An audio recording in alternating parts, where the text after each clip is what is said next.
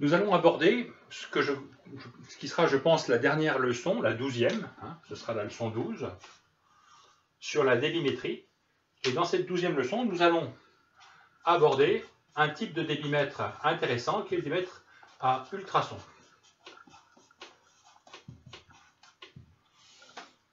Le débimètre à ultrasons existe sur l'eau depuis une quarantaine d'années. Il existe depuis environ 2008 de manière efficace, depuis 2001 pour les premiers prototypes, sur les gaz. Ça a été développé pour mesurer sur des pipelines des débits de gaz naturel, je pense. C'était l'application principale envisagée. Nous allons présenter un peu comment ça fonctionne, parce que ça peut intéresser des clients industriels ou des bureaux d'études d'avoir recours eux-mêmes ou à travers ma société EAC à une campagne de mesure par ultrasons, parce qu'elles sont non intrusives et elles présentent par ailleurs des qualités très intéressantes sur le plan métrologique. Donc comment fonctionne une mesure de débit, par exemple, sur de l'air comprimé? Sur de l'air comprimé, on va commencer par appliquer autour de la canalisation ce qu'on appelle un isolant acoustique. On l'applique à un endroit où ici, en amont, on s'arrange pour avoir 30 diamètres, si vous avez des coudes, sinon il faut 10 diamètres pour un coude. Dans certains cas, pour certains obstacles, on peut aller jusqu'à 100 diamètres derrière un coude à angle droit, par exemple. Vous voyez, c'est 100 diamètres, donc il faut savoir que ces longueurs droites ici sont très importantes. En aval, 10 diamètres, c'est suffisant. Et on suppose ici que l'écoulement se fait dans ce sens-là. On va appliquer sur la canalisation 2 capteurs. Et en général, on va commencer par les appliquer de part et d'autre, diamétralement opposés. On les applique en mettant ici un peu de couplant. Il faut éviter la présence, c'est un gel, on va utiliser en général un peu une sorte d'huile, de graisse, qui permet d'éviter la présence d'air entre le tuyau ou le film de matière plastique qu'on a rajouté autour, vous voyez.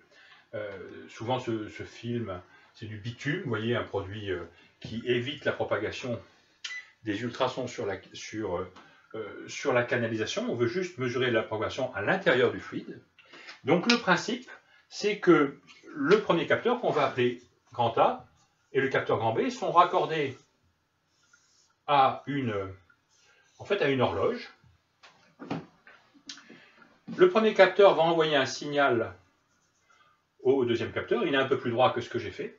Le deuxième capteur, en retour, va envoyer un signal donc de BA. Et l'appareil va mesurer le temps qu'il faut pour aller de A à B. Il va mesurer le temps qu'il faut pour aller de B à A travers le fluide. Il va en faire la différence. Et il va dire que cette différence de temps de transit pour aller de A à B est proportionnelle à quoi? Elle est proportionnelle à la vitesse du fluide à l'intérieur de la canalisation, dans cette zone-là, le petit v, et au sinus de l'angle θ, qui est ici. Ça, c'est un angle qui est connu de l'appareil par construction. Et on doit corriger un petit peu ici de l'épaisseur du tuyau qui est en général petite, c'est 2, 3, 4 mm, vous voyez, ça dépend des tuyaux, peut-être 10 mm pour des gros tuyaux sur le gaz. Ça fait partie des choses, donc on doit connaître, spécifier, préciser le matériau de ce tuyau, parce que la vitesse du son dans ce médial est différente. Donc très concrètement, le signal traverse le petit fil, mais ça on n'en tient pas compte, en général c'est un dixième de millimètre, ou 1 mm. Puis il traverse peut-être un demi-centimètre de métal, avec un angle de réfraction qui change un peu la géométrie, mais c'est assez similaire. Puis il traverse le fluide, vous voyez. Puis il retraverse de l'autre côté, et il arrive dans le capteur. Donc mon dessin est très mauvais, vous voyez le film vert, le film d'isolant acoustique, doit coller contre le tuyau. Tel que je l'ai représenté, c'est très maladroit, mais bon, je vous l'explique, il faut que ce soit, qu'il n'y ait absolument pas de poche d'air, sinon la mesure ne peut pas se faire. Vous voyez.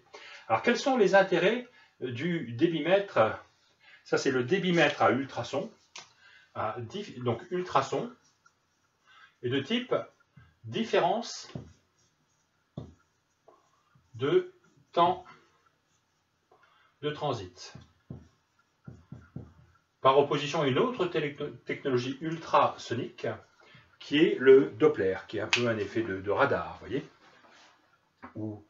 qu'on utilise sur les fluides chargés. Donc les gaz, le gaz naturel, l'air comprimé, ne sont pas des fluides chargés, c'est des fluides normalement propres, il n'y a pas de particules qui se baladent dedans au point qu'on puisse les détecter par effet Doppler. On n'a pas prévu de mettre volontairement du sable dans l'air comprimé pour le détecter, enfin des poussières, on évite d'avoir ça. Donc ce débitmètre à ultrasons, à mon avis, présente 3 intérêts essentiels, vous voyez, qui font que c'est intéressant pour un bureau d'études. Premièrement, c'est non intrusif. Quand la mesure est possible, il faut qu'il y ait assez de pression de gaz, vous voyez, il faut que le tuyau soit bien adapté, il y a pas mal de conditions, par exemple, si c'est du galva, ben ça va sans doute mal marcher ou pas du tout, vous voyez, si c'est de l'acier noir ou de l'acier inoxydable, l'acier au carbone, on appelle ça l'acier noir, hein. Là ça va marcher très bien, ça va fonctionner assez facilement. Il faut qu'on soit au-dessus de 6 bars sur de l'air comprimé pour que ça se passe bien. On peut garder la mesure si on est un peu en dessous de 6 bars, on peut descendre à 5 bars 5, des choses comme ça, voire un peu plus bas encore, hein. Il est en général donc non intrusif quand c'est possible. Voilà, quand c'est possible de mesurer sur des tubes en certains matériaux plastiques, on mesure dès la pression atmosphérique. Le deuxième point, c'est qu'on mesure des vitesses très faibles, très petites. On mesure à partir de quelque chose comme 3 cm par seconde, vous voyez, 0,03 mètres par seconde. Donc si vous comparez un débitmètre à ultrasons qui mesure à partir de 3 centièmes de mètre par seconde et un vortex qui mesure à 4 mètres par seconde, c'est-à-dire à 400 centièmes de mètre par seconde, vous voyez que le seuil de détection des fuites, par exemple, sur une station d'air comprimé, est à peu près 100 fois plus petit avec un ultrason par rapport à un vortex. Donc le vortex, ce n'est pas du tout un débitmètre intéressant à envisager pour les mesures de petit débit. Le massif thermique est mieux. Vous voyez, le massif thermique mesure des débits plus petits que le vortex, de l'ordre de 0,1 mètre par seconde, donc 10 cm par seconde. Hein. Les compteurs à turbine, c'est plutôt 1 mètre par seconde. Donc ces points-là, on peut en discuter. Il faut regarder au cas par cas, parce qu'il y a des massifs thermiques qui mesurent très mal les petits débits. Ça dépend comment ils ont été calibrés. Mais je dirais que la mesure des petites vitesses est remarquable. Hein. On peut mesurer des vitesses très petites grâce à l'ultrason. Donc non intrusif, mesure des petites vitesses. Il a un dernier avantage, c'est que c'est directionnel. Directionnel. Je me souviens que sur une mesure sur de l'eau, quand nous avons mesuré il y a déjà de longues années avec Christine Bernard, il y avait une pompe qui aspirait de l'eau sur un système, c'était une station de récupération de chaleur, vous voyez.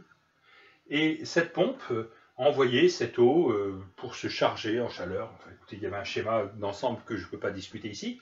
On a mesuré au refoulement de la pompe en mettant ici notre système à ultrasons pour liquide, cette fois-ci, au refoulement de la pompe. Hein, je le représente ici, c'était le débitmètre à ultrasons. Et Christine est venue rire, elle venait juste de commencer à travailler avec moi à l'époque. Et elle s'est un peu moquée de moi, elle m'a dit « François, tu t'es fait avoir, j'ai fait extrêmement attention, mon débitmètre est dans le bon sens, et j'ai un débit négatif. » Elle mesurait un débit négatif sur son débitmètre. J'ai dit « Tu es sûr que tu n'as pas inversé les deux capteurs ?» Mais oui, j'ai vérifié 3 fois, il n'y a aucun doute. J'ai dit, elle m'a dit « Tu as acheté un débitmètre, à l'époque c'était des francs, qui coûtait 65 000 francs. » Elle m'a dit « Tu t'es fait avoir, aujourd'hui ce serait un débitmètre à 10 000 € à peu près. Hein. » Et elle m'a dit « Tu t'es fait avoir, ton matériel marche extrêmement mal, ça mesure un débit négatif alors que la pompe est en service. » Après examen, on s'est rendu compte que la pompe avait disjoncté et que le clapet anti-retour ici n'était pas du tout étanche.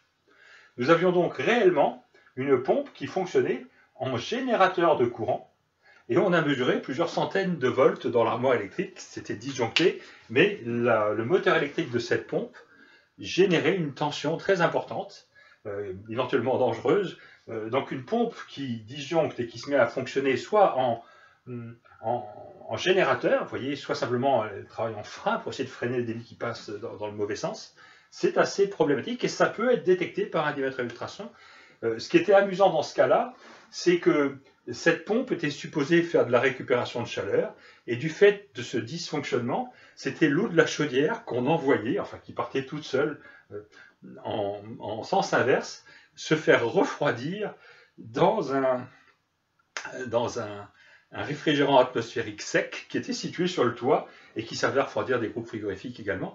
Donc c'était amusant, on voulait récupérer de la chaleur sur un groupe frigorifique, et en fait, le réfrigérant atmosphérique du groupe frigorifique servait à évacuer autant qu'il pouvait la chaleur de la chaudière. Alors il était très largement dimensionné, donc il arrivait à très bien évacuer la chaleur de la chaudière, mais ça c'était une installation de récupération de chaleur qui ne faisait pas économiser beaucoup d'énergie, au contraire elle en coûtait. Voilà.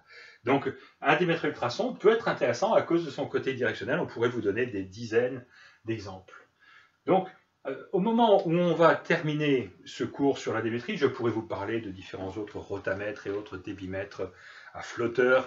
On ne va pas en parler trop en détail. Je voudrais conclure en reprenant quelque chose qui serait un peu, je dirais,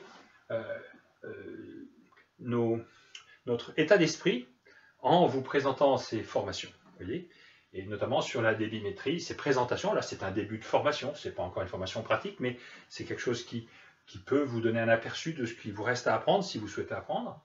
Le premier point, c'est ce que nous appelions PIP. Hein, vous savez ce que ça veut dire si vous avez suivi les premiers cours, hein, les premières leçons. Je dirais, continuer à choisir nos débitmètres en fonction du besoin. C'est à nous, pour nous, c'est notre prière principale. Le besoin, c'est très important. Il ne faudrait pas qu'un ingénieur se mette à choisir telle ou telle race de débitmètres à cause des commissions qui touchent sur les débitmètres. On n'est pas ce genre de gens. Nous, on veut faire des bonnes mesures si c'est possible. Et choisir ce qu'il y a de mieux pour chaque débit. Si le débit est variable, on fait attention. Le deuxième point, je dirais, ce sera notre prélude final, c'est assez curieux. Je dirais comprendre que la mesure intrusive peut générer des pertes de pression, hein, et éviter les pertes de pression. Toute mesure intrusive peut également poser des tas de problèmes dans l'industrie pharmaceutique, par exemple de contamination. Hein. Éviter les pertes de pression, c'est très important. Et notre troisième souhait, notre deuxième prélude, notre deuxième souhait, je dirais, serait que les responsables instrumentation qui nous écoutent et qui sont souvent plus spécialisés que nous sur certains types de mesures, envisagent peut-être de travailler avec les gens de EAC, sachant que, comment dirais-je, nous avons un ingénieur mesure qui ne fait que des mesures par ultrasons, presque les 3/4 du temps, vous voyez, sur les liquides, pour mesurer des débits d'eau d'incendie, pour mesurer des débits d'air dans les stations d'épuration sur de l'air basse pression, pour les boues activées, vous voyez, pour leur respiration, qui mesure des débits d'air comprimé, qui mesure aussi des débits de vapeur. Nous avons une certaine pratique, un parc de matériel qui peut-être vous être utile, et donc nous cherchons en fait à coopérer utilement avec vos services, avec vos prestataires habituels, sachant que nous sommes tout à fait disposés à former les gens qui voudraient travailler avec nous, pour qu'ils puissent faire le travail en même temps que nous, et éventuellement même à notre place, s'ils veulent le faire eux-mêmes, on comprend très bien cela. Voilà, j'espère que cette série de 12 petites leçons sur, d'une part, les prestations de formation qu'on fait, donc c'est une publicité en fait, hein, pour vous expliquer comment nous raisonnons, et puis ensuite sur certaines de nos prestations les plus fréquemment demandées, qui sont les mesures de débit. J'espère que ça vous aura été un peu utile. Si vous souhaitiez me contacter, je m'appelle François Bouteille, je suis patron d'une petite société études d'air comprimé à Angles-sur-Langlin, dans la Vienne, en France, et je serai très heureux de répondre à vos demandes, de vous rendre visite. pour discuter, d'établir un cahier des charges avec vous pour des interventions qui vous seraient utiles. Nous continuerons à mettre des informations sur les points que nous traitons au jour le jour, sur ces nouveaux moyens que sont les vidéos d'enseignement en ligne et qui nous paraissent extrêmement utiles. Voilà. Au revoir, je vous remercie et je vous souhaite une bonne soirée.